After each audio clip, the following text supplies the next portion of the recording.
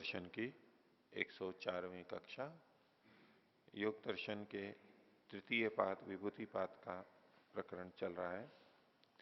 और पिछली कक्षा में हमने सूत्र संख्या 45, जिसमें अणिमादि सिद्धियों का उल्लेख किया गया था, उसके व्यास भाष्य में 5 सिद्धियों तक देखा था। उसके आगे आज देखेंगे। तो कल के पाठ में, पिछले पाठ में से किन्हीं को कुछ पूछना है तो पूछ सकते हैं। पूछिए। ओम। आचार्य जी, सूत्र संख्या 41 जी। पृष्ठ संख्या 415, इसमें आकाश के बारे में कहा है कि तुल्य देश श्रवणानाम एक श्रुतित्वम सर्वेषां भवति इति। ऐसा कह करके फिर कहते हैं कि तच्च एतत् आकाशस्य लिंगम, ऐसा होना आकाश में, आकाश का लिंग है। तो ये थोड़ा समझ में नहीं आया कि ऐसा होना आकाश का लिंग कैसे है। तो तुल्य देश श्रवणानाम, तो एक ही देश में जो श्रवण यानी श्रोत्रादि हैं, जैसे कि हम यहाँ इतने व्यक्ति बैठे हुए हैं, तो इस दृष्टि से एक ही देश में, यूं तो हर श्रोत्र अलग अलग स्थान पे है अपना अपना, लेकिन जैसे एक ही जगह पे हम बैठे हैं, जैसे तुल्य देश श्रवणानाम एक देश श्रुतित्वम, एक उस स्थान पर जो चीज सुनी जा रही है वो हम सबको सुनाई दे रही है। ये हो पा रहा है। ये कैसे हो पा रहा है? वो आकाश के कारण से हो पा रहा है। यदि आकाश न हो, यानी शब्द का आश्रय आकाश न हो, और उसके कारण से फिर शब्द की गति भी ना हो पाए, तो किसी ने बोला है तो बस वहीं पर ही रहेगा और एक ही जगह जाएगा, सब जगह नहीं जा सकता वो। तो आकाश का गुण होने से, और आकाश चूंकि सब जगह है, तो वहां वहां वो शब्द पहुंचेगा। इस दृष्टि से यहां पर कथन प्रतीत होता है। एक ही स्थान पर सबको जो हमें ज्ञान हो जाता है ये, और ये आकाश है, सब श्रोत्रों का की प्रतिष्ठा है, आधार है, और सब शब्दों का भी आश्रय है, सब शब्दों का भी आश्रय है। ये उसका लक्षण है। जी, इसमें जो एक देश श्रुतित्वम, इसका क्या अभिप्राय है जी? एक देश में श्रुति, सुननापन, एक देश में ज्ञान होना, शब्द का श्रवण होना, एक स्थान पर स्थित कानों का, कानों के द्वारा या कानों में एक जैसा सुनाई देना, ये। और दूसरा है जी जो सूत्र संख्या 45, जी। इसमें जी एक आपने पाठ भेद बताया था, प्राकाम्य की जगह पे प्राकाश्य। जी। तो अगर इसमें प्राकाश्य रखेंगे तो आगे जो उदाहरण दिया हुआ है, भूमौ उन्मज्जति निमज्जति यथा उदके, इसको कैसे लगाएंगे उसमें? इसको भी नहीं लगाएंगे यहां पर, ये भी नहीं घटेगा। ये तो प्राकाम्य इच्छा के अनभिघात वाले उदाहरण में है।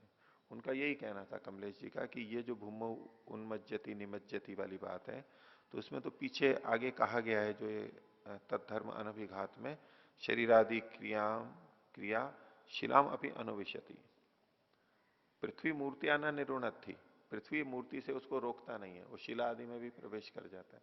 तो जैसे जमीन में जा रहा है, शिला में, पर्वत में घुस रहा है, वो एक ही बात है कि वो प्रतिरोध नहीं कर रही है भूमि। उन्होंने बल्कि ये इस तर्क को दिया था कि चूंकि वहां आगे कहा ही गया है, उसको फिर यहाँ पर कहा गया तो कोई बात नहीं है, यहाँ पर प्राकाम्य नहीं प्राकाश्य होना चाहिए, नहीं तो संगति नहीं है। लेकिन उपलब्ध यही है, प्राकाम्य ही उपलब्ध है, जो हम पढ़ रहे हैं उपलब्ध तो यही हो रहा है। उन्होंने तो वहां से संकेत निकाला।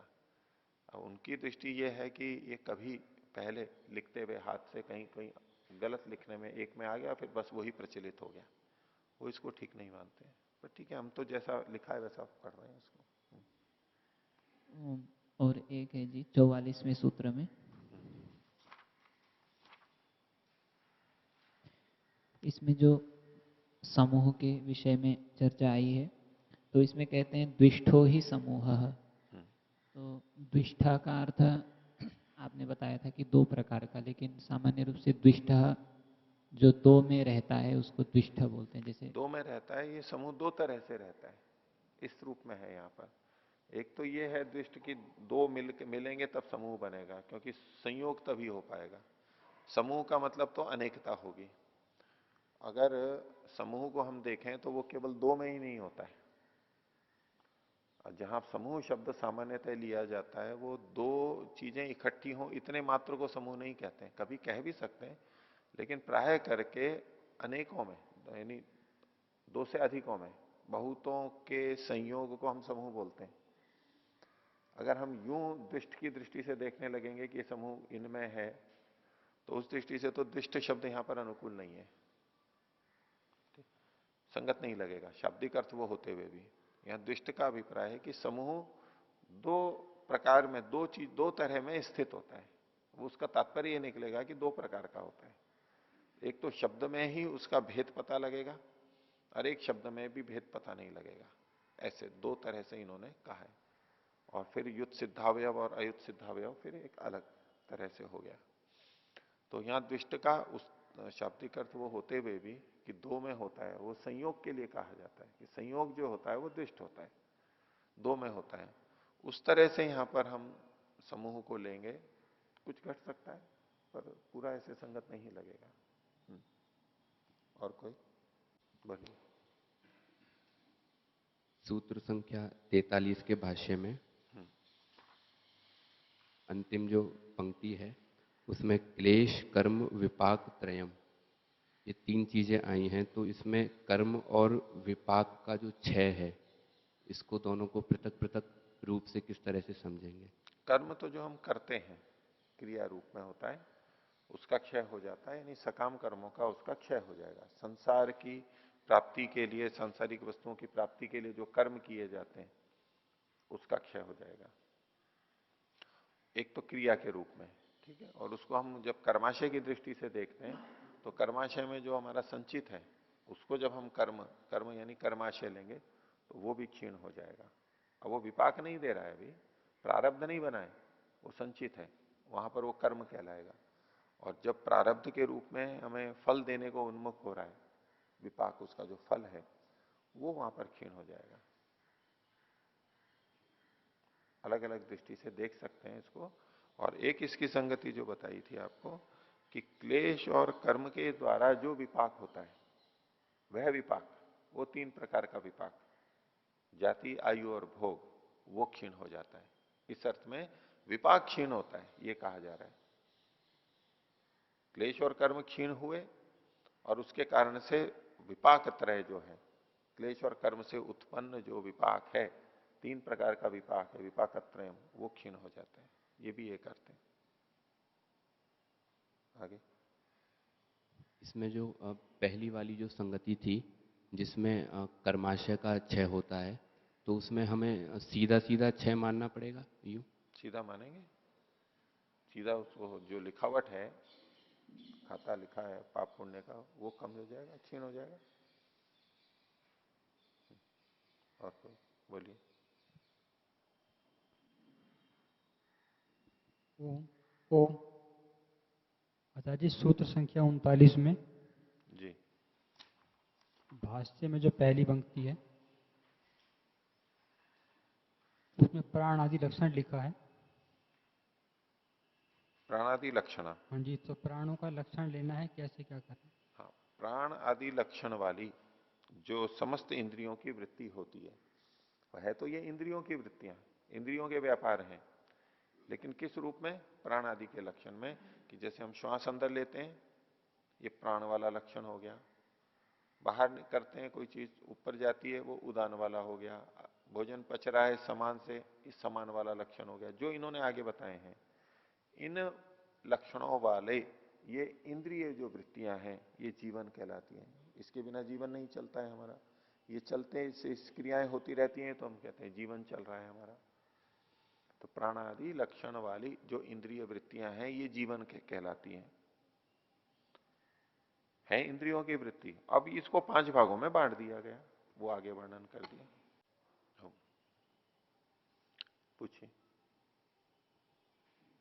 ये जो कल आपने बताया था कि योगी अपने मन को शरीर से बाहर निकाल के दूसरी जगह पर ले जाता है, तो कुछ लोग ऐसा बताते हैं कि योगी या कोई भी अपने मन को शरीर से बाहर नहीं ले जा सकता है।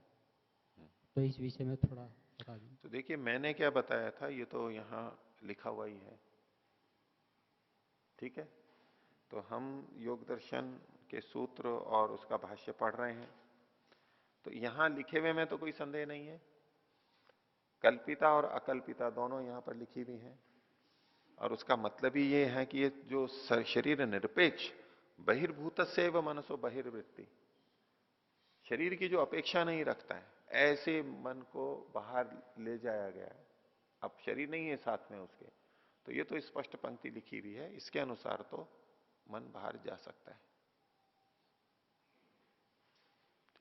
और कोई पूछिए। ओ, आचार्य जी इसी सूत्र में 43वें सूत्र में ही 43वां।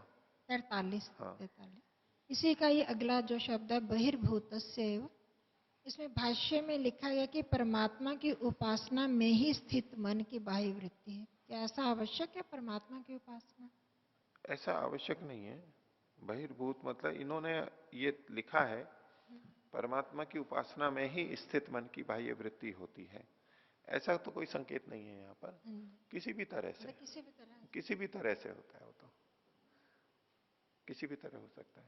और परमात्मा की भी जब हम उपासना करते हैं तो अच्छी उपासना तो वही है जो हम अंदर करते हैं। जहां आत्मा है वहीं परमात्मा है, ये मान करके जब हम करते हैं, ठीक है, बाहर भी की जा सकती है, लेकिन फिर भी अंदर होते हुए या सर्वव्यापक मानते हुए जो की जाती है वो अधिक श्रेष्ठ होती है। तो परमात्मा की उपासना के लिए ऐसा तो कोई नियम नहीं है कि बाहर ही की जाती है तो उसी का ही यहाँ पर ग्रहण होगा। अन्य विषयों में भी कहीं भी हो सकती है, किसी भी विषय में कहीं भी हो सकती है। हाँ, और कोई? ओम आचार्य जी, ये जो सूत्र है 44वां, तो इसमें स्थूल स्वरूप सूक्ष्म अन्वय और अर्थ तत्व संयमात, तो इसमें जो स्थूल और स्वरूप है तो उसका मुझे थोड़ा भेद समझ में नहीं आया। स्थूल का? हाँ स्थूल का मतलब जी, जो यहाँ हमें सामने पृथ्वी दिखती है ये स्थूल है? ये स्थूल इनको ले सकते हैं, जो फिर हमें सामने दिखाई दे रहे हैं उनको स्थूल कहेंगे। ये पंचभूतों से बने हुए हैं, स्थूल भूतों से बने हुए हैं, इनको भी ले लेंगे, और इनका जो कारण है जिनके संयोग से ये बने हैं वो भूत भी। और ये जो स्वरूप बता रहे हैं फिर?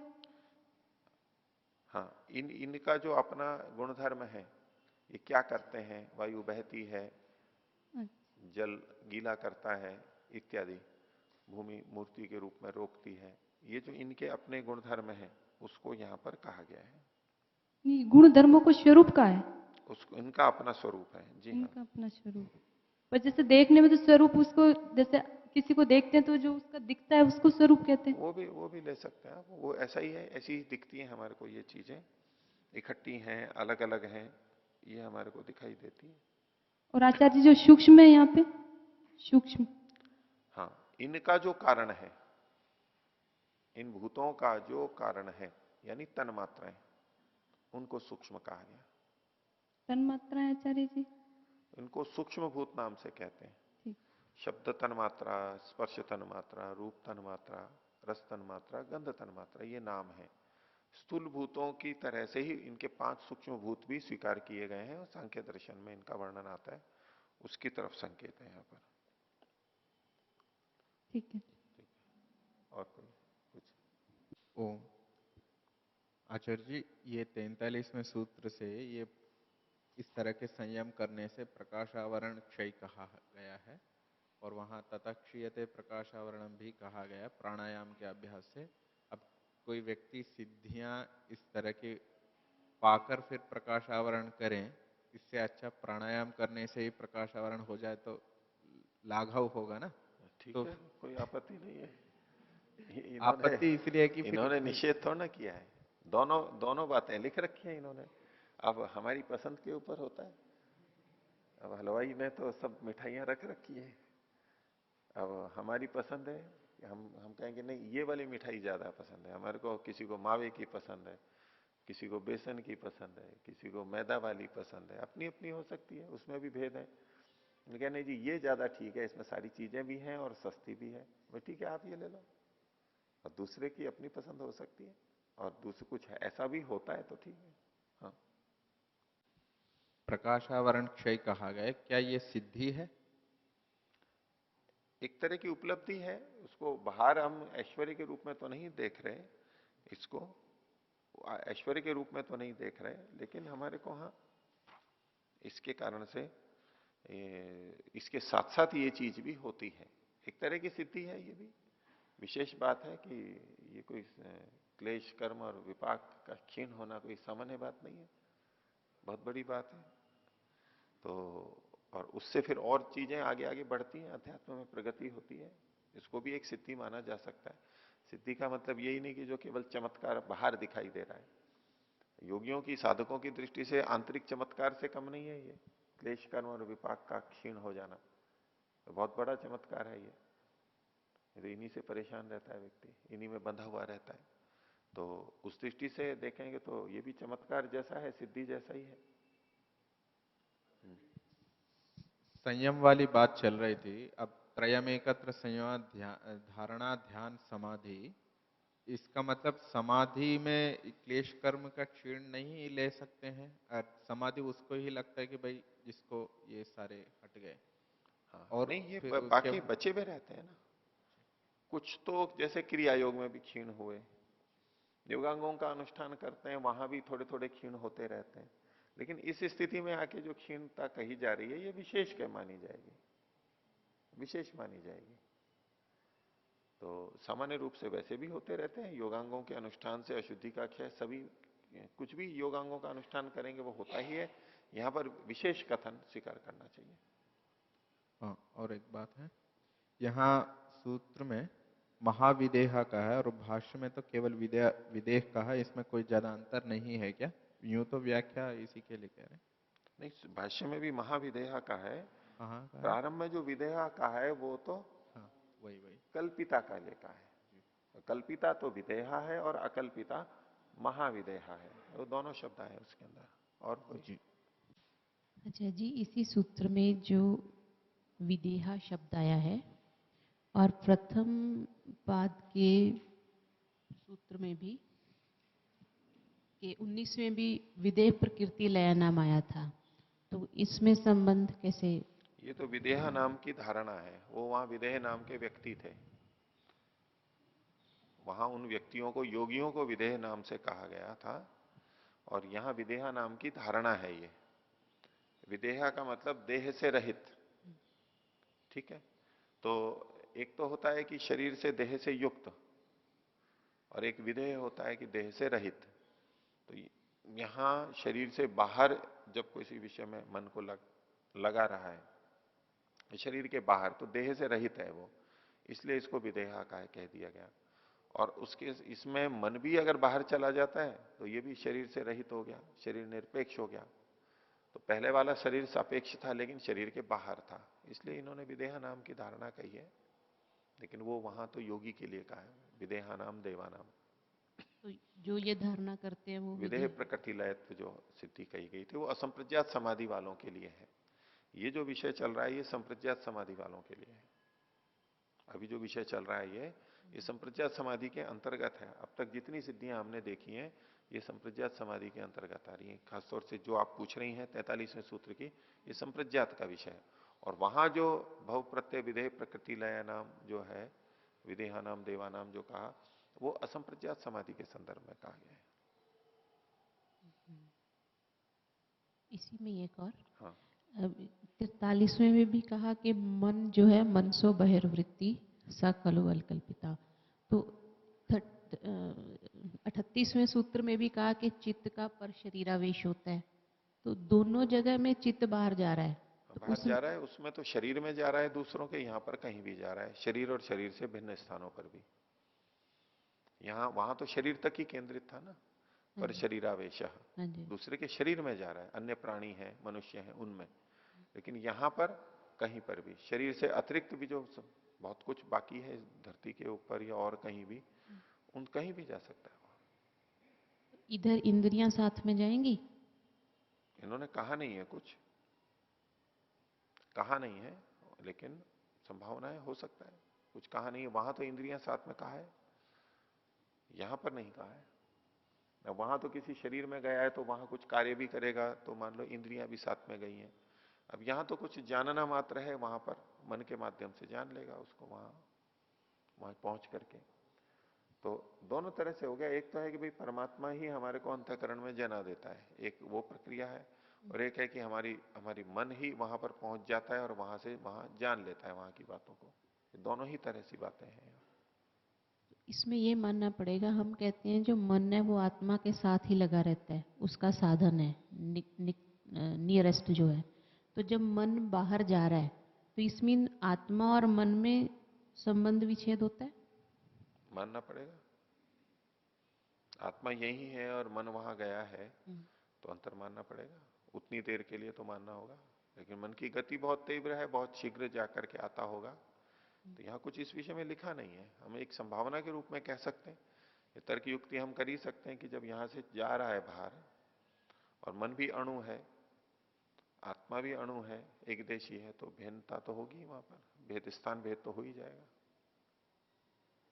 इसके अलावा कोई उपाय ही नहीं है, यही मानना होगा, यही परिणति आएगी, अर्थापत्ति से यही निकलेगा। और कोई? ठीक है, तो आगे देखिए सूत्र संख्या 45, जिसमें अणिमादि सिद्धियां, काय संपत्त और तत्धर्म अनभिघातश्च ये कहा गया। भूतों पर जय होने पे ये सिद्धियां होती हैं।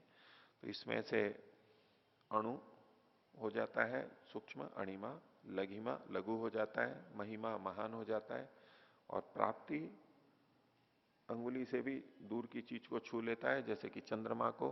और प्राकाम्य का मतलब है इच्छा का अनभिघात, इच्छा अपूर्ण नहीं रहती है, पूर्ण हो जाती है। तो जैसे कि वो भूमि में भी डुबकियां लगा लेता है, जैसे कि पानी में, ये यहां पर लिखा गया है। अब इसके आगे की स्थिति है अणिमादि में ही वशित्वम। वशित्वम को खोल रहे हैं। वशित्वम भूत भौतिकेशु वशी भवती अवश्यश्च अन्येषाम। भूत और भौतिकों में, भूत मतलब तो है प्राणी, अन्य प्राणी, और भौतिक मतलब अन्य जो पृथ्वी आदि पदार्थ हैं उनमें, उनके विषय में वशी भवती, उनको वश में करने वाला हो जाता है। ये उनको वश में कर सकता है, जो भी उसकी सीमा होगी उसके अंतर्गत इनको वश में कर लेता है। वो अपने अनुकूल जितना चला सकता है वो वहां चला सकेगा उनको, वशी भवती। और साथ में कहा अवश्यश्च अन्येषाम, लेकिन अन्यों के लिए वो अवश्य हो जाता है। यानी अवश्य का मतलब है वश में नहीं आता है, दूसरे उसको वश में नहीं कर सकते। ये तो समस्त भूत भौतिकों को वश में कर लेता है, लेकिन स्वयं दूसरों के वशीभूत नहीं होता है, अन्य भूतों के वशीभूत नहीं होता है, अन्य भौतिक आदि पदार्थ हैं उनके वशीभूत नहीं होता है। वो वश में कर लेता है लेकिन स्वयं उनके वश में नहीं होता है, ये वशित्व को कहा। आगे ईशित्रित्व। ईशित्रित्व मतलब यहां पर ईशित्व स्वामित्व की बात है। ये 7वीं स्थिति है।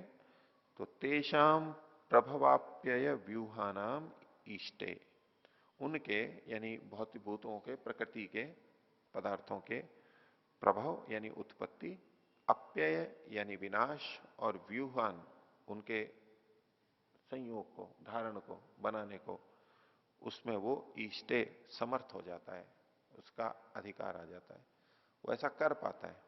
वस्तुओं की उत्पत्ति कर देता है, उनका नाश कर देता है, उनको बनाए रखता है, ये वो कर सकता है। ये सामर्थ्य उसकी आ जाती है भूतों के संबंध में, यानी पृथ्वी आदि महाभूतों के इनके संबंध में। 8वां यत्र कामावसायित्वम सत्य संकल्पता यथा संकल्पस तथा भूत प्रकृति नाम अवस्थानम। तो ये कामावसायित्व ये स्थिति है, और इसका मतलब है सत्य संकल्पता, जैसा संकल्प किया वैसा ही सत्य हो जाना। क्रियाफलाश्रयत्व, जैसे कि सत्य की सिद्धि में सत्य प्रतिष्ठायाम क्रियाफलाश्रयत्व, उसी तरह की बात है। सत्य संकल्पता, उसने संकल्प किया और वो पूरा हो जाता है, सत्य होता है। संकल्प किया और पूरा नहीं हुआ तो ये असत्य संकल्प हुआ, उसका संकल्प अमोघ हो जाता है। सत्य संकल्पता, सत्य संकल्पता को ही इन्होंने खोला, यथा संकल्पस तथा भूत प्रकृति नाम अवस्थानम, जैसा उसका संकल्प है उसके अनुरूप ही भूत प्रकृति आदियों की स्थिति, उनका स्वरूप आदि हो जाता है। तो अब इससे एक हमारे मन में बात आने लगती है कि फिर तो वो कुछ भी कर देगा, जैसा भी उसने सोचा वैसा हो जाएगा, तो क्या उलट पुलट कुछ भी होने लगेगा। जो कल भी मैं आपके सामने बात रख रहा था कि इसका संकेत आगे आएगा, वो ये है, कहते हैं न च शक्तो पदार्थ विपर्यासम करोति। वो समर्थ होते हुए, सामर्थ्य उसकी बढ़ गई है, लेकिन पदार्थ का विपर्यास, विपरीत नहीं करता है। कोई वस्तु है, ठंडी है तो उसको गर्म कर देगा, ऐसे विपरीत नहीं करेगा। रस्सी है तो उसको सांप बना देगा, ऐसे विपरीत नहीं करेगा, मनमाना नहीं करेगा। सामर्थ्य है उसमें, बहुत अधिक सामर्थ्य आ गई है उसमें, लेकिन इसका यह मतलब नहीं है कि वो कुछ भी कर सकता हो और कुछ भी कर लेगा। जो उचित है वो ही करेगा, जो हो नहीं सकता उसको तो वो करेगा ही नहीं, और जो हो सकता है उसमें भी जो उचित है वो ही करेगा, ऐसे उलट पुलट नहीं करेगा। तो न च शक्तो पदार्थ विपर्यासम करोति, पदार्थों का बिल्कुल विपरीत कर देना, शीर्षासन करा देना, ऐसा वो नहीं करता है, करेगा। अकस्मात क्यों नहीं करता है? तो बोले नियम तो बने हुए हैं, तो वो अकेला ही थोड़ा है कि कुछ भी कर देगा, और भी तो है। तो इसलिए कहा अन्यस्य यत्र कामावसायिनः पूर्व सिद्धस्य तथा भूतेषु संकल्पाद इति। तो अन्य से, अन्यों के, जहां पर कामावसायी हैं जो, ऐसे पूर्व सिद्धों में भी, उन भूतों में उनके भी संकल्प होते हैं। ये अकेला ही तो पहला सिद्ध नहीं बना है, सिद्धि को प्राप्त किया है, उससे पहले भी तो बहुत लोगों ने सिद्धि को प्राप्त किया है। उन्होंने जो सत्य संकल्प हैं, उनके जो नियम हैं, उन्होंने जो कामनाएं रखी हैं, उसके विपरीत नहीं जाता है, उसको काट नहीं सकता है वो। और इसमें पूर्व सिद्धि नहीं, इसमें परमात्मा भी आ गया है। परमात्मा भी सत्य संकल्प है, वो जैसा चाहता है वैसा कर देता है, प्रकृति के नियमों के अनुरूप जो चाहता है वो कर सकता है। तो वो एक सत्य संकल्प वाला पहले से बैठा है। अब जो अन्य सिद्ध लोग होंगे वो उसके अनुकूल ही करेंगे, प्रतिकूल नहीं कर सकते। तो एक दृष्टि से सृष्टि क्रम के विपरीत कोई कार्य ये नहीं करेगा, इससे हो नहीं पाएगा। करे जो हो सकता है वो भी ये नहीं करेगा, परमात्मा के इच्छा के अनुरूप, वो सबसे बड़ा सिद्ध है, सत्य संकल्पता है, उसके अनुरूप ही ये करेगा। तो इस दृष्टि से यहां जो बहुत सी आशंकाएं आ जाती हैं कि ये तो बहुत उल्टा हो जाएगा और कुछ का कुछ करेगा, तो इन्होंने खुद ने ही स्पष्ट कर दिया है। तो न च शक्तो पदार्थ विपर्यासम करोति, कारण भी आगे बता दिया। एतानी अष्टौ ऐश्वर्याणी, ये 8 ऐश्वर्य कहे गए हैं, अणिमादि 8 ऐश्वर्य कहे गए हैं। तो सूत्र में कहा था ततो अणिमादि प्रादुर्भाव, यहां तक की व्याख्या हुई। उसके बाद में कहा था काय संपत्त, काय संपत्त को ये खोल रहे हैं, काय संपत्त वक्ष्यमाणा। और काय संपत्त भी होती है, संपत्ति होती है शरीर की, वो वक्ष्यमाण है, आगे कही जाएगी, अगले सूत्र में इसका वर्णन करेंगे।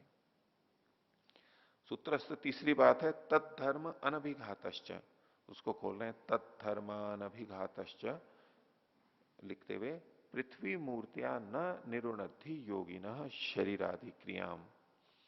पृथ्वी अपनी मूर्तिपना से, ठोसपने से योगी की शरीर की क्रियाओं को रोकती नहीं है।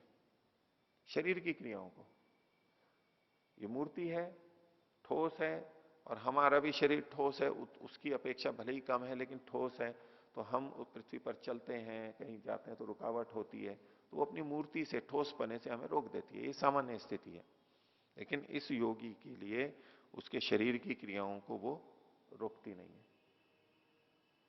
कहीं कम जगह हो, सकड़ी जगह, और हम वहां पर व्यायाम कर रहे हो, हाथ फैला करके, पैर फैला करके, तो हम कर नहीं सकते, हमारे को तो चोट लगेगी, वहां पर अड़ जाएगा, सकड़ी जगह पे है। लेकिन इसको कोई बाधा नहीं होगी, इसको कोई बाधा नहीं होगी। ऐसे यानी वो मूर्ति रूप में पृथ्वी उसको रोकती नहीं है, शरीर की क्रियाओं को। उसके लिए इन्होंने उदाहरण दिया, शिलाम अपि अनुविशति थी, वो चट्टान में भी घुस जाता है। चट्टान हो तो शरीर से वो चलता चला जाएगा, तो चट्टान के अंदर से होकर के निकल जाएगा, वो चट्टान उसको रोकेगी नहीं। अगर उसको निकलना है वहां से, दीवार है तो दीवार रोकेगी नहीं उसको, वो ऐसे निकल जाएगा, बिल्कुल जैसे हम हवा में यूं निकलते हुए चले जाते हैं, ऐसे वो इसमें से निकल करके चला जाएगा। अभी कल्पना है, यूं लगता है ना कि ऐसा कैसे हो सकता है, फिल्मों में होता है, इधर से निकले और उधर चले गए, ऐसा दिखा देते हैं वहां पर कंप्यूटर से करके, जो भी दिखा देते हैं, या वैसे वीडियोग्राफी ऐसी कर लेते हैं। तो ऐसी कोई शक्ति कि जिससे कि वो उसको रूप को परिवर्तित कर लेता हो और उसमें से निकल जाता हो, इनमें छिद्र हैं ये तो पता है अपने को, अवकाश है, अवकाश तो है ना। तो वैज्ञानिकों ने कल्पना की है, पता नहीं कब वो सत्य हो पाएगी इस तरह की कल्पना। जैसे हम यहां बोलते हैं, ये कल्पना नहीं, ये तो सत्य सिद्ध हो चुकी है। हम बोलते हैं तो दूसरे को भी वहां सुनाई दे जाता है। तो हमारे ये के शब्द तो जाते नहीं है वहां पर, ये परिणत हो जाते हैं, बदल जाते हैं भिन्न रूप में, वो परिणत होकर जाता है और वहां फिर से शब्द बन जाते हैं। तो अभी वैज्ञानिकों ने ये सोचा है कि इतनी दूर से इतने सामान लेके जाते हैं पानी के जहाजों में और वायुयान में और ट्रकों में, तो कुछ ऐसी प्रक्रिया की जाए कि यहां पर वो सामान हो, वो परमाणुओं के रूप में बदल जाए और वही संकेत उधर जाए, वो सारे परमाणु के रूप में पहुंच जाए और वहां वापस वो उसी रूप में बन जाए तत्काल। यहां से निकला, वहां गया, उस अलग माध्यम से गया, भाई है तो परमाणु सारे, जैसा यहां था वैसा ही वहां पर निकल जाएगा। जैसे हम बोलते हैं तो जैसी आवाज यहां वैसी वहां पर, तो ऐसे वो होकर के निकल जाए और वहां ट्रक जो का तुम वैसा का वैसा बन जाए। तो एक परिकल्पना है, होती है, सिद्ध सत्य सिद्ध नहीं होती है, लेकिन सोच रहे हैं इस दिशा में, कह रहे हैं कि काम चल रहा है। तो यहां से हम दीवार से निकले, मान लो हम कहें कि भाई कुछ ना कुछ तो अड़ेगा, लेकिन उसमें से ऐसे कुछ निकले, यहां से ऐसे परिवर्तित हुए कि उधर निकल गए और वापस वैसे के वैसे ही। ऐसी कोई स्थिति होती हो, कैसे होता है ये तो पता नहीं, लेकिन इनका कहना है कि वो शिला में भी अनुप्रविष्टि प्रवेश कर जाता है, उसके लिए ये चीजें बाधा नहीं होती है। जैसे कि आत्मा आती जाती है, यूं कहते हैं ना, कोई बाधा नहीं होती है, ऐसे ही वो इस शरीर से भी चला जाता है। आगे, न आपह स्निग्धा क्लेदयंती, जो तरल जल है, स्निग्ध जल है, हमारे को गीला करता है, वो उसको गीला नहीं करता है। तत्धर्म अनभिघात है ये। हम पानी में जाएंगे तो कपड़े गीले हो जाएंगे या हमारा शरीर गीला हो जाएगा, वो पानी के अंदर से भी गुजर जाएगा तो गीला नहीं होगा, धर्म से उसके बाधा नहीं आएगी।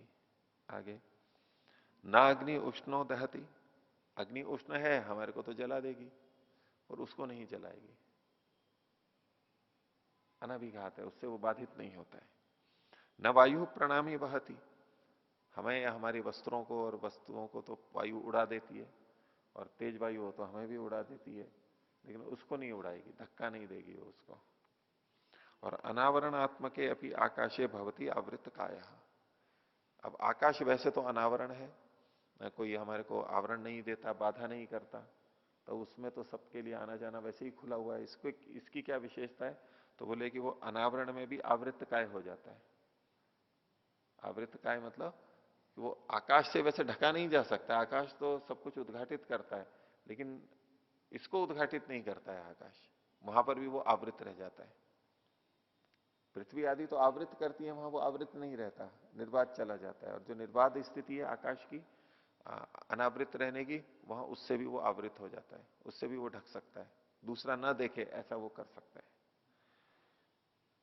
भवती आवृत का है, सिद्धा नाम अपनी अदृश्यो भवती, आवृत जब होते हैं तो हम दूसरे को दिखाई नहीं देते, ढक जाते हैं हम कपड़े से, पर्दे से, दीवार से, तो दूसरी वो चीज दिखाई नहीं देती है, आवरण।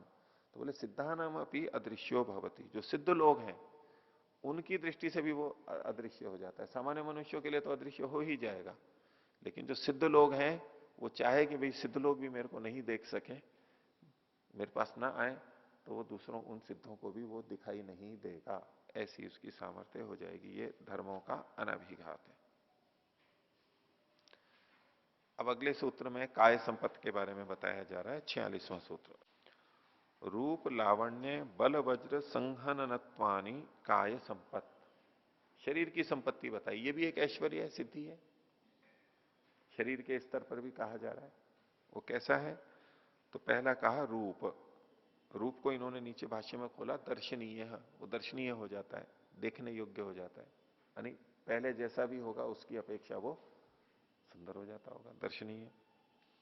लावण्य, लावण्य कहते हैं कांतिमान, नीचे जो भाष्य में लिखा है वो कांतिमान हो जाता है, वो भी एक आकर्षण ही है, एक तो आकार प्रकार से सुंदर होता है और एक कांतिमय होता है, लावण्य बोलते हैं। तो वैसे तो लवण से लावण्य बनाते हैं, नहीं यूं नमकीन नहीं, लेकिन जैसे लवण का मतलब सेंधा नमक, सेंधा नमक। प्राचीन काल में लवण मतलब तो सेंधा नमक, जैसे आयुर्वेद में घी मतलब तो गाय का घी। जल कहेंगे तो शुद्ध जल, आकाश का जल, और लवण कहेंगे तो सेंधा नमक, तेल कहेंगे तो तिल का तेल। और निर्धारित है कि ये शब्द बोलेंगे तो वहां वही गृहित होगा। तो यह लवण मतलब सेंधा नमक। तो सेंधे नमक में एक चमक होती है, उसके डले को देखेंगे, और उसमें एक लाली सी भी होती है, लाल लाल सा भी दिखता है बीच बीच में, थोड़ा सा कत्थई रंग का, हल्का लाल लाल लिए हुए, क्योंकि उसमें लोहा होता है, उसके कारण से उसका रंग बदल जाता है। जो चट्टानों में रहता है नमक, तो उसमें बीच बीच में लाल लालपन भी दिखाई देता है। और भोजन के अंदर जो आकर्षण होता है वो लवण के कारण से होता है, यानी एक कारण वो भी है, दूसरी भी चीजें ठीक है अपनी जगह पे। तो ये कहते हैं कि बिना लवण के तो कौन सा भोजन है, बोले उसमें आयुर्वेद के अंदर वो आता है उसका, आयुर्वेद के जैसे ग्रंथ हैं जिसमें भोजन का है कि भाई बिना लवण का भोजन तो ऐसे जैसे कि हम गोबर खा रहे हो। और गोरस का भी है उसमें, बिना गोरसम को रसो भोजनानम। गोरस मतलब गाय का जो रस है, यानी दूध है, दही है, घी है, छाछ है। बिना गोरस के भोजन में क्या रस है, यानी कुछ भी रस नहीं। प्रशंसा में है कि गाय का रस साथ में होता है तो भोजन स्वादिष्ट हो जाता है। और लवण के बिना वो गोमाया आए थे, भोजन जो है वो ऐसा हो जाता है जैसे कि गोबर हो। तो लवण उसमें हमारे एक विशेष आकर्षण पैदा करता है, और सेंधा नमक में वैसे भी वो लाली होती है। तो ये लावण्य शब्द है। कांति एक तरह से कहेंगे, कांति एक तो रूप होता है और एक रूप के साथ में कांति भी होती है। ये तो तीसरा है बल। अब ये भी शरीर से संबंधित बात है। तो बल के लिए उन्होंने कहा अतिशय बलो, ये भी संपत है, काय की संपत है, बहुत बलवान हो जाता है। और वज्र संघननत्व, उसके शरीर का संघनन यानी संगठन वज्र के समान कठोर हो जाता है। वज्र मतलब तो हीरा, तो हीरे जैसा तो कठोर क्या, लेकिन शरीर कठोर हो जाता है। और शरीर जब कठोर होता है, जैसे व्यायाम करने वालों का होता है, खिलाड़ियों का होता है, तो वो कठोर शरीर अच्छा माना जाता है। ढीला शरीर वो चर्बी का द्योतक है। अच्छे शरीर में, कठोर शरीर के अंदर मांसपेशियां अधिक होती हैं और वो भी तनी हुई होती हैं, उसमें ढीलापन आता है चर्बी के जमने पे, यानी स्नेह स्निग्धता अधिक हो, संग्रह अधिक हो रहा हो, को खपत नहीं हो रही हो, तो वो भाग बढ़ जाता है शरीर में, तो शरीर थुलथुला हो जाता है, ढीला हो जाता है, मुलायम हो जाता है। और ये कठोर रहता है, इसमें मांसपेशियां रहती हैं, ये कठोर जैसा होता है। तो ये भी शरीर की संपत्ति है, अच्छा होना चाहिए ऐसा। तो ये इसके रूप लावण्य बल वज्र संघननत्वानि काय संपत्त, ये शरीर की संपत्तियां हैं। तो कई बार उल्टा जैसे हम सोच लेते हैं कि भाई काय संपत्त का योग से क्या लेना देना, ये तो भौतिक चीजें हैं, लेकिन ये भी सिद्धि कही गई है, योग की सिद्धि है, और इसका भी प्रभाव होता है अपना। उस कोई भी व्यक्ति हो, उसमें ये चीजें जितनी ज्यादा होंगी उसका शरीर उतना अच्छा होता है, लोगों से संपर्क भी अधिक होता है, उसकी बात को भी लोग अधिक सुनते हैं, ये सारी सारी बातें जुड़ी हुई है, उसका प्रभाव आता है। उपदेशक है, महर्षि ने उपदेशकों के लिए, अध्यापकों के लिए कहा वो अच्छे वस्त्र पहने, सुंदर वस्त्र पहने, वो कुरूप ना हो, ये लिखा है उसमें। अध्यापक कुरूप ना हो, बहुत सुंदर नहीं भी हो लेकिन कुरूप ना हो। तो आप खैर केवल जो बिल्कुल ऊपर उठे हुए हैं वो तो ज्ञान से सीख सकते हैं, कोई बात नहीं है उसमें, और बहुत सारे ऐसे होते भी हैं और किया भी जा सकता है, लेकिन एक सामान्य दृष्टि से वो सुंदर होना ही चाहिए, जहां तक हो सके वो सुंदर होना चाहिए, उसका उसकी योग्यता भी है और साथ में सुंदर भी है, तो वो उसका प्रभाव अपेक्षा से अधिक आएगा। जिसका जितना प्रभाव है, यदि वो और सुंदर हो जाए शरीर की दृष्टि से, ये सारे रूप लावण्य बल वज्र संघनन, तो उसका लाभ होता है। तो ये योग की दृष्टि से भी है, ये केवल भौतिक या भोगों की दृष्टि से ही नहीं है, ये योग की दृष्टि से भी ये संपत्तियां हैं, तो ये प्रभाव उसके अंदर आएगा। आगे देखिए, तो पीछे जो अभी प्रसंग चल रहा था ये भूत जय का चल रहा था, भूतों पर जय का है। और अब इंद्रिय जय कैसे होता है उसके लिए 47वें सूत्र में कह रहे हैं, ग्रहण स्वरूप अस्मिता अन्वय अर्थवत्व संयमात इंद्रिय जय। वही पिछली जैसे भूत जय कहा था, लगभग वही बातें यहां पर कही गई हैं। पहला है ग्रहण, इसमें संयम करने से, दूसरा स्वरूप है, तीसरा अस्मिता है, चौथा अन्वय है और पांचवा अर्थवत्व है। इनमें संयम करने से इंद्रिय जय होता है। तो ग्रहण तो इंद्रियों का जो अपना रूप है, गृहित्री, ग्रहण, ग्राह्य। ग्रहिता आत्मा होता है, ग्रहण इंद्रियां होती हैं, ग्राह्य वो वस्तुएं होती हैं। पीछे वहां पर उन्होंने स्थूल शब्द लिया था, वो स्थूल भूत थे। यहां पर ये ग्रहण रूप में इंद्रियां होती हैं तो उसको ले लिया है, इंद्रियों का जो अपना रूप। फिर इनका स्वरूप है कि ये किस किस तरह से कार्य करते हैं, उसको लिया गया। फिर अस्मिता लिया, वहां पर सूक्ष्म शब्द लिया गया था, यानी महाभूतों का जो कारण तन मात्राएं थी उनका ग्रहण किया था। यहां पर अस्मिता यानी इंद्रियों की उत्पत्ति जिससे होती है उसको अस्मिता रूप में, यानी उसका जो उपादान कारण है सूक्ष्म है, उसका ग्रहण किया गया। और फिर अन्वय, जैसे वहां पर अन्वय सत्वर स्तंभ का था भूतों में, ऐसे इंद्रियों में यहां पर भी सत्वर स्तंभ का अन्वय है, वैसी की वैसी बात है।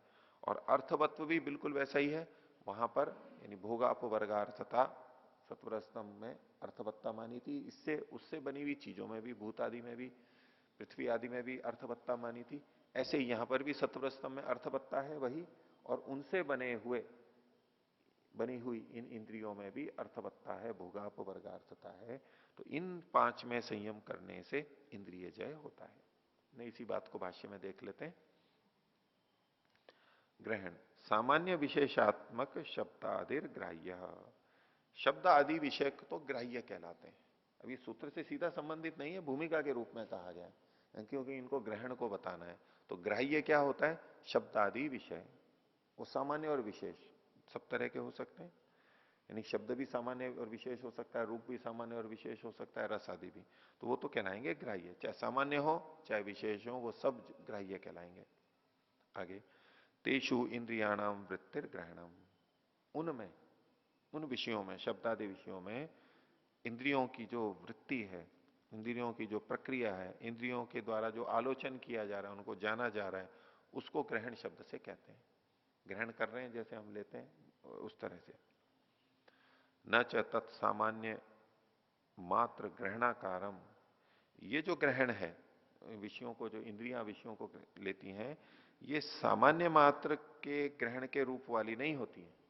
ये सामान्य ही नहीं जाना जाता है कि सामान्य सामान्य गुणों का ज्ञान हुआ, वहां विशेष भी ज्ञान होता है। तो आगे कह रहे हैं, कथम अनालोचित स विषय विशेष इंद्रियेण मनसा अनुव्यवसीयेत इति।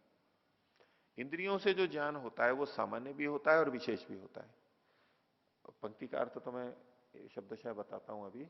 भाव ये है कि यदि इंद्रियों के द्वारा विशेष का ग्रहण ना हो तो मन के द्वारा विशेष का ज्ञान कैसे हो पाएगा।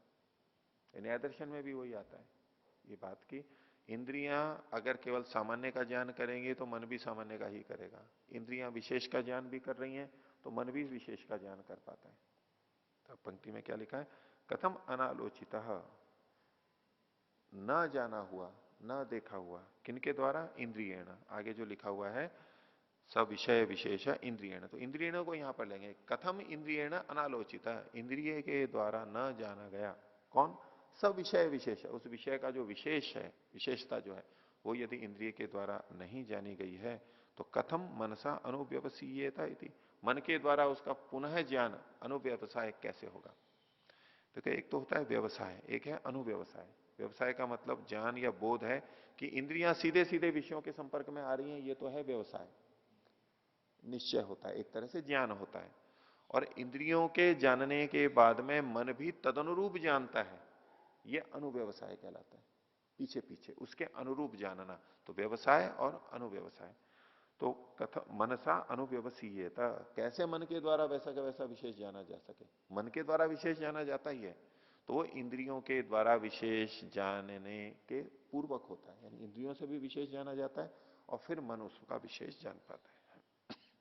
ये तो हुआ ग्रहण। आगे है स्वरूप। स्वरूपम पुनः प्रकाशात्मनो बुद्धि सत्वस्य सामान्य विशेषयो अयुत सिद्धावयव भेदानुगत समूहो द्रव्यम इंद्रियम। स्वरूप क्या है इनका कि जो प्रकाश स्वरूप है, प्रकाश स्वरूप वाला प्रकाशात्मनो बुद्धि सत्व से, बुद्धि सत्व बुद्धि इंद्रिय जो है हमारी, इसके सामान्य विशेषयो, जो इसके सामान्य और विशेष निर्माण है, द्रव्य बनते हैं उनके या उनमें अयुत सिद्धावयव भेदानुगत समूह, बुद्धि सत्व के सामान्य विशेष जो भी चीजें हैं, अव्यक्त महतत्व से जो बुद्धि तत्व बनता है उसका ग्रहण है। उसके जो सामान्य विशेष जो भी गुण धर्म है, अवयव हैं, उनके जब अयुत सिद्धावयव बनेगा, यानी उसके जो अवयव मिलके बनेंगे जिसमें परस्पर भेद हम नहीं कर सकते, भिन्न भिन्न हम नहीं दिखा सकते, वो है अयुत सिद्धावयव।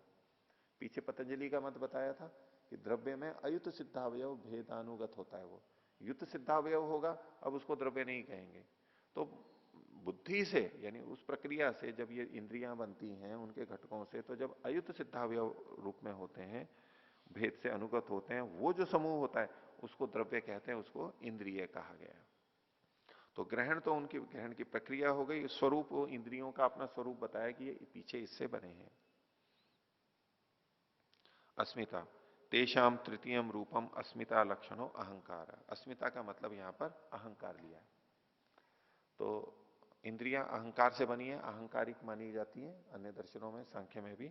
तो वो इनका रूप है, ये है अस्मिता, यानी इसका सूक्ष्म रूप, इससे उपादान रूप। तस्य सामान्य से इंद्रियाणी विशेषः। तो उस सामान्य के, यानी अहंकार तो है सामान्य और विशेष है इंद्रियां। पीछे योग दर्शन में भी विशेष, अविशेष, लिंग मात्र और अलिंग गुण पर्व बताए थे। विशेष अविशेष लिंग मात्र लिंगानी गुण पर्वाणी, गुण के पर्व यानी सत्वर स्तंभ के पर्व बताए थे।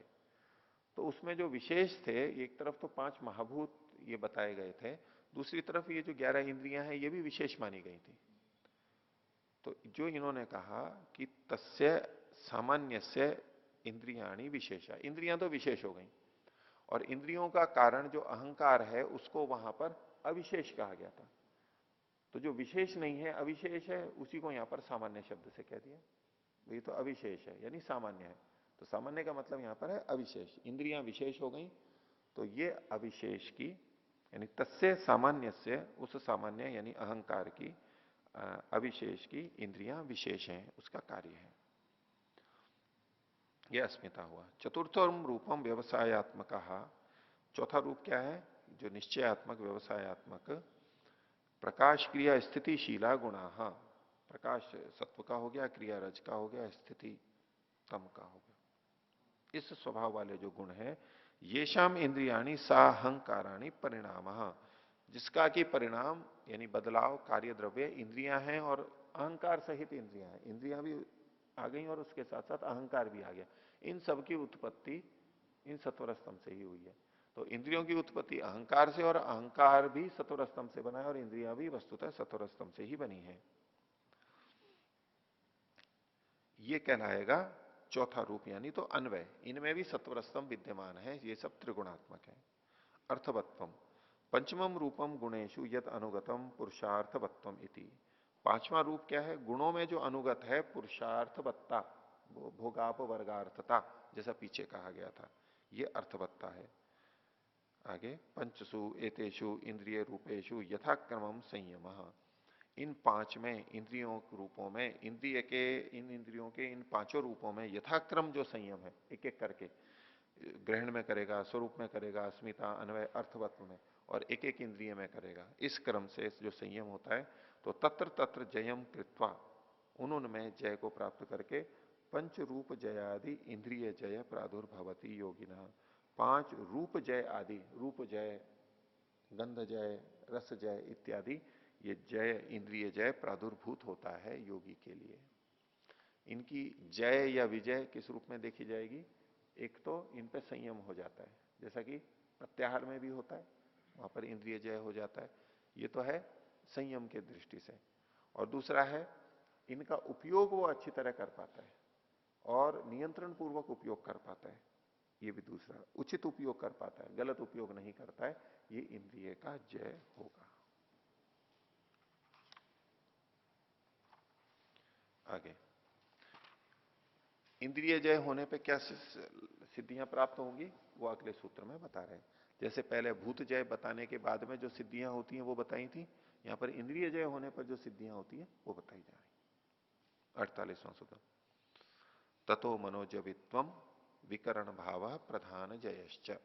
ततः मतलब उससे, इंद्रिय जय होने से एक तो मनोजवित्व आता है, मन के समान वेग उत्पन्न हो जाता है, और विकरण भाव होता है, विकरण इंद्रियां विशेष रूप से हो जाती हैं, इनकी सामर्थ्य बढ़ जाती है। और प्रधान जय, प्रधान जय मतलब प्रधान वशित्व नाम की सिद्धि, प्रधान मूल प्रकृति पर विजय, प्रधान जय, ये भी प्राप्त होती है। तीन चीजें बताई। भाष्य देखिए, काय से अनुत्तमो गति लाभो मनोजवित्वम। ये जो इंद्रिय जय की प्राप्ति हो गई तो इससे शरीर भी बहुत तेजी से अव्याहत गति से आ जा सकता है। कायस्य, शरीर का, अनुत्तमो गति लाभ हो, जिससे अधिक और उत्तम नहीं हो सकता है, ऐसा गति का लाभ हो जाता है। वो क्या है, इसे मनोजवित्व कहते हैं। अब आज के समय में सबसे तीव्र गति मानी जाती है प्रकाश की, उससे तीव्र गति को अभी स्वीकार नहीं करते हैं। कुछ कल्पनाएं हो रही है कि भाई इससे भी तीव्र गति हो सकती है, लेकिन अभी तक ज्ञात उसमें इससे अधिक गति नहीं हो सकती, इससे उत्तम गति नहीं हो सकती, अनुत्तम गति लाभ है, ये मनोजवित्व है। ये भी पलक झपकते प्रकाश कितनी दूर चला जाता है, जैसे कि मन की गति से जा रहा है, ऐसा। तो काय से अनुत्तमो गति लाभो मनोजवित्वम। आगे, विकरण भाव, विदेहानाम इंद्रियाणाम अभिप्रेत देश काल विषयाक्षेपो वृत्ति लाभो विकरण भाव। विकरण भाव को खोला, विदेहानाम इंद्रियाणाम, ऐसी इंद्रियां जो कि देह से रहित है, अभी तो देह के साथ साथ में है, लेकिन ये सिद्धि जो कही जा रही है विकरण भाव, ये शरीर से निरपेक्ष होते हुए, जैसे मन को अकल्पित महाविदेहा के अंदर कहा गया था शरीर निरपेक्ष, ऐसे ही यहां पर शरीर से रहित। विदेहानाम इंद्रियाणाम, इंद्रियां जो देह से रहित हैं उसके बिना भी, अभिप्रेत यानी जो हमें इच्छित है, किसको, आपको क्या अभिप्रेत है, आपका क्या अभिप्राय है, ऐसे बोलते हैं हम, आपको क्या अनुकूल है, क्या इच्छा है आपकी, तो जैसा हमारी इच्छा हो उसके अनुसार देश यानी स्थान में, काल यानी किसी भी समय में, और विषय यानी कोई भी वस्तु हो उस पर आक्षेप कर देना, इंद्रियों को वहां वहां पहुंचा देना। कोई भी देश, कोई भी काल और कोई भी वस्तु हो, वहां पर मन को का आक्षेप कर पाना, वहां लगा देना। वृत्ति लाभ, और उसका ज्ञान प्राप्त कर लेना, ये विकरण भाव है। करणों की विशेष सामर्थ्य हो जाती है।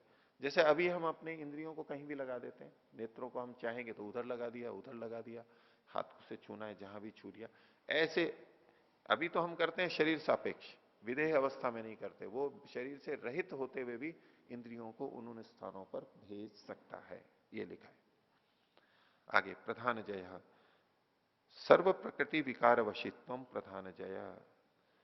सब प्रकृति के विकारों का वशित्व, ये प्रधान जय है। सारी प्रकृति और प्रकृति से बने हुए जो पदार्थ हैं, कार्य द्रव्य हैं, उनके ऊपर नियंत्रण प्राप्त होना, ये प्रधान जय कहा गया है।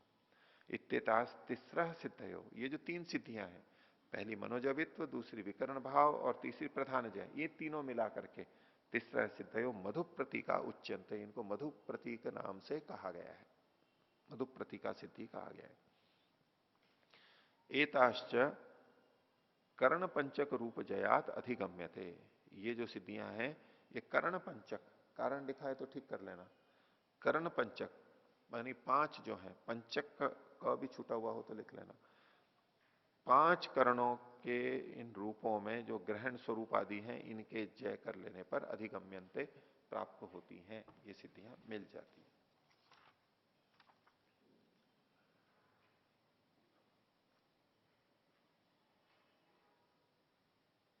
तो इंद्रियों का विकरण भाव मतलब इंद्रियों की विशेष रूप से स्थिति बन जाना, विशेष करण के रूप में बन जाना। यह पीछे जो अणिमादि सिद्धियां आई थी, इसके अंदर कुछ दृष्टि भेद मिलता है हमें। यहां 45वें सूत्र की व्याख्या में राजवीर जी ने उपदेश मंजरी का एक वचन दिया है, उसमें उन्होंने लिखा है अणिमादि विभूतियां हैं, जैसा कि वेद भाष्य में भी लिखा है। लेकिन साथ में क्या लिखा हुआ है, योगी के चित्त में पैदा होती है। सांसारिक लोग जो यह मानते हैं कि ये योगी के शरीर में पैदा होती हैं, वह ठीक नहीं है। उपदेश मंजरी में हमें ये वचन मिलता है। अर्थात ये अणिमा छोटा होना, बड़ा होना, लघु होना, ये मन के स्तर पर होता है, ये इन्होंने लिखा है। अणिमा का अर्थ यह है कि योगी का चित्त छोटी से छोटी वस्तु को विशेष सूक्ष्म होकर नापने वाला होता है। इसी प्रकार बड़े से बड़े पदार्थ को विशेषतर बड़ा होकर योगी का मन घेर लेता है, उसे गरिमा कहते हैं। हालांकि यहाँ गरिमा लिखा नहीं है, अणिमा, महिमा, गरिमा, अन्य जगह जो 8 सिद्धियां बताई जाती है वहां गरिमा शब्द भी है। यहां पर गरिमा नहीं है, यहां पर महिमा शब्द है। तो खैर अभिप्राय तो उन्हीं 8 सिद्धियों का है। तो ये एक वचन मिलता है उपदेश मंजरी में। अब ये वचन कैसे वहां पर आया, क्या है, ये एक विचारने की बात है। क्योंकि अणिमादि सिद्धियों के बारे में जो अंतः साक्ष्य है योग दर्शन का, तो जो शुद्धि के प्रसंग में इन्होंने सिद्धियां बताई थी, शुद्धि की स्थिरता होने पर, दूसरे पाद का 43वां सूत्र, तो वहां पर काय सिद्धि, काय इंद्रिय सिद्धि अशुद्धि क्षयात तप से, हाँ तप के लिए कहा है, शुद्धि के लिए नहीं, तप से। तो तप करने से जो सिद्धियां हैं, तो काय सिद्धि और इंद्रिय सिद्धि, ये तो वहां पर बताई गई है। अब उसकी व्याख्या में भाष्यकार ने काय सिद्धि कौन सी है, तो काय सिद्धि अणिमाद्या करके कहा हुआ है। ये जो अणिमादि सिद्धियां जो अभी हमने 8 देखी हैं, इनको काय सिद्धि के वर्ग में रखा हुआ है, यानी मन की सिद्धि के अंदर नहीं रखा है। यद्यपि इसमें कुछ चीजें हम देख रहे हैं कि ये वशित्व है, यत्र कामावसायित्व है, सत्य संकल्पता है, तो लेकिन ये फिर भी शरीर से, प्राकाम्यम इच्छा अनभिघात है, मन से जुड़ी हुई दिखते हुए भी ये शरीर से संबंधित हैं। यहां पर वर्णन से भी पता लगता है। और वहां व्यास जी ने भी लिखा है काय सिद्धि अणिमाद्या, अणिमा आदि तो काय की सिद्धि है, शरीर की सिद्धि है। तो ये जो उपदेश मंजरी में वचन मिलता है कि ये मन में होती है, मन में भी बहुत सारी शक्तियां हैं, हो सकती हैं, या वर्णन आ ही रहा है, लेकिन इन अणिमादि के संदर्भ में व्यास भाष्य का जहां तक संबंध है, वो इसको काय के स्तर पर कह रहा है। तो ये हमारे पास दोनों बातें हैं, और वहां उपदेश मंजरी में महर्षि ने ऐसा ही कहा है, तो भी दोनों बातें विचारणीय है। और महर्षि की बात को ठीक तरह ना समझ के, या लेखक ने वहां पर लिखा, ये भी हो सकता है। क्योंकि उपदेश मंजरी जो है, महर्षि ने वचन दिए थे, वहां पर प्रवचन दिए थे पूना के अंदर, पूना प्रवचन के नाम से है। अभी 2-3 दिन बाद में सायंकाल हमारे यही चलने वाला है पूना प्रवचन। तो वो महर्षि ने प्रवचन दिए, और वहां जो आयोजक थे उन लोगों ने वहां पर लिखा करते थे वो महर्षि की बातों को। और जैसा मेरे को ज्ञान आ रहा है, इतिहास जो बताते हैं, वो लिखने वाले मराठी में लिखा करते थे, मराठी भाषी थे जो लेखक थे। तो और कई जने बैठा के रखते थे। अब एक जना प्रवचन दिए जा रहा है और दूसरा लिखे जा रहा है, तो लिखवाया नहीं जा रहा है, प्रवचन तो चल रहा है। जैसे आजकल शॉर्ट हैंड वाले लिखते जाते हैं, वैसा का वैसा, ऐसे वो तेजी से लिखते होंगे, वो मराठी में लिखते चले गए। अब उसमें कुछ बातें छूटी भी जाती हैं, कुछ बातें भाव में मन में है और अपनी वाक्य रचना में भी लिखी जाती हैं, ये सब संभव है। फिर उस मराठी से हिंदी में अनुवाद हुआ, और वो जो कई जनों ने लिख रखा था उसका संकलन करके ये जुड़ा हुआ हमारे को उपलब्ध होता है। तो थोड़ा सा विचारने की बात है कि उसको हम यथावत मानते हुए चलें, और एक तरफ व्यास भाष्य की पंक्ति भी हमें मिल रही है, और जो वर्णन है वो भी शरीर से संबंधित हमें प्राप्त हो रहे हैं। तो यहां तक की सिद्धियां हमने देखी। इंद्रिय जय की आगे अगले पाठ में देखेंगे।